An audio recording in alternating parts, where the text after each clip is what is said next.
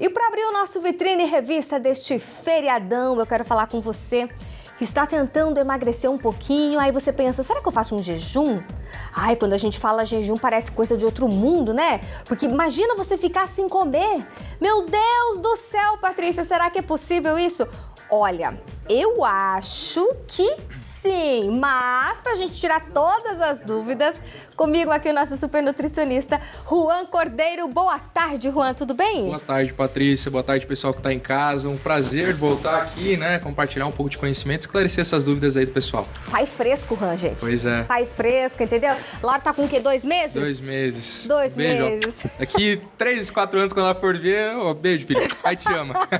Que lindo, viu? E tá tudo bem com a esposa tá tudo bem, também? graças a Deus. Que bom, que cresça aí muita graça e sabedoria. Amém. Juan, então conta pra gente o que caracteriza um jejum intermitente. Maravilha. O jejum, ele é uma estratégia hoje em dia, né? Mas o jejum, ele é uma janela sem alimentação, literalmente, né?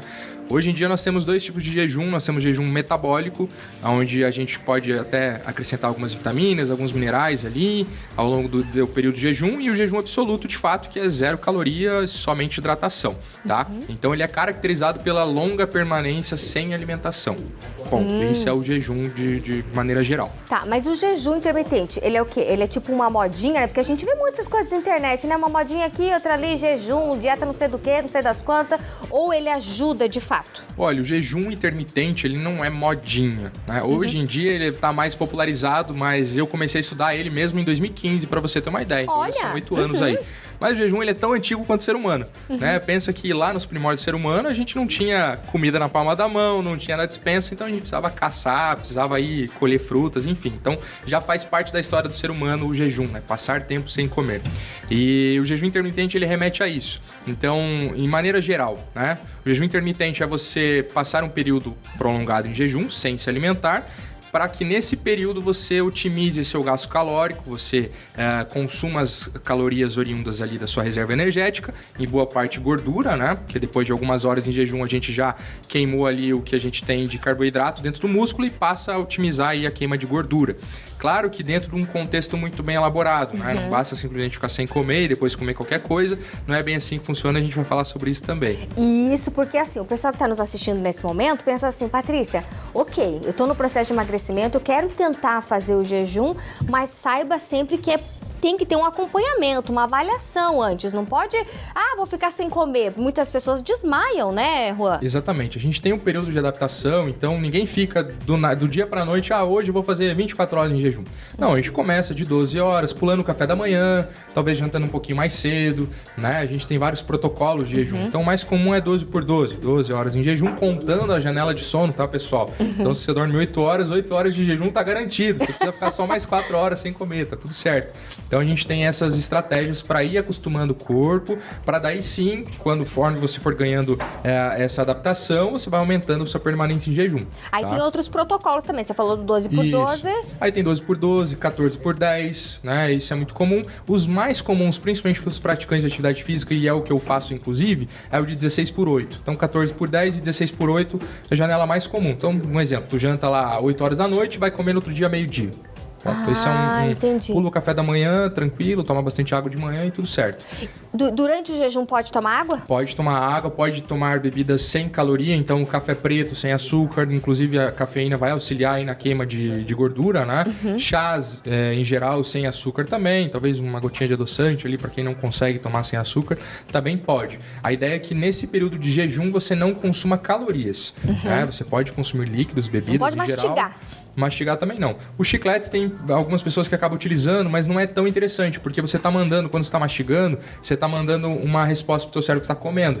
E aí ele começa a produzir suco gástrico. Só que não tá caindo nada no seu estômago. O que acontece é aquela famosa azia. Aí a pessoa vai lá e fala, não dá certo, me dá muita azia. Meu estômago, Deus o livre, me deu úlcera. É porque fica mascando chiclete, comendo coisinhas sem caloria, mastigando, e aí não tem comida no estômago e acaba acontecendo isso. Aí depois que termina, por exemplo, né, fez lá o jejum, terminou. Aí a pessoa vai e come até os rebocos da parede. Aí não pode, né? Como é que eu quebro o jejum? Então, eu gosto, inclusive para os pacientes que eu passo, a estratégia de jejum, jejum, eu gosto de quebrar com uma fruta, uma porção de legumes, de salada. Geralmente, por mais que eu faça uma refeição volumosa, eu tiro um dia da semana para fazer um jejum de 24 horas, geralmente na sexta para sábado. Então eu só janto no sábado. É um exemplo, tá? E aí, antes de comer qualquer coisa, eu vou lá com uma fruta. Eu gosto de comer massa verde, abacaxi, essas frutas que têm enzimas digestivas em sua composição, justamente para preparar o meu estômago para receber comida, do que simplesmente pegar e aí comer um monte de comida adoidado. Isso pode, inclusive, fazer mal aí depois na questão da digestão, né? Pode dar uma congestão nada boa. Violenta, não queremos isso. E durante o jejum, o que a pessoa ela vai sentir, por exemplo, no começo e depois que o organismo dela acostumar? Quais são, ela vai sentir algum tipo de fraqueza, por exemplo, Juan? Sim, é muito comum nesse período de adaptação, tá? A gente chama de cetoadaptação. É claro que é muito individual o tempo. Algumas pessoas em uma semana, 2 já tendem a se sentir melhor, outras demoram um pouco mais, enfim. Mas tende a sentir um pouco de fraqueza, um pouco de dor de cabeça. No período de jejum, a gente tem um aumento de um hormônio chamado aldosterona, que é produzido nas glândulas suprarrenais. E a gente acaba excretando mais urina, nossa diurese aumenta por causa do período de jejum. E aí, a gente precisa reidratar, porque senão a dor de cabeça vem valendo. Então, sintomas comuns, dor de cabeça, um pouco de fraqueza, boca seca, o hálito pode, né, dar um pouco de halitose por causa dos corpos cetônicos. Então, é importante sempre se manter hidratado nesse período, porque ele vai passar. É um período de adaptação. Depois que passa, aí você começa a, inclusive, se sentir melhor, você começa a se sentir mais ativo, o teu cérebro, você começa a enxergar as coisas com mais clareza, né? Porque o cortisol, quando ele tá bem dosado, o glucagon, que é o hormônio antagônico, né? Quando a gente está em jejum, o glucagon tá alto e a insulina tá baixa. A gente fica mais ativo, a gente fica naquela sensação de luta ou fuga. Então, ficamos bem acordados, como se a gente tivesse tomado estimulante, cafeína, taurina. Então, é muito bom. O nosso dia fica mais produtivo, a manhã fica mais produtiva. E pode fazer exercício físico? Pode sim. O exercício físico, se você faz no início da manhã, a sua última refeição vai ser a refeição pré-treino, né? O que é muito comum, inclusive, porque se você, por exemplo, a maioria das pessoas que tem a rotina muito corrida procuram ir de manhã, logo no início da manhã, fazer alguma atividade física.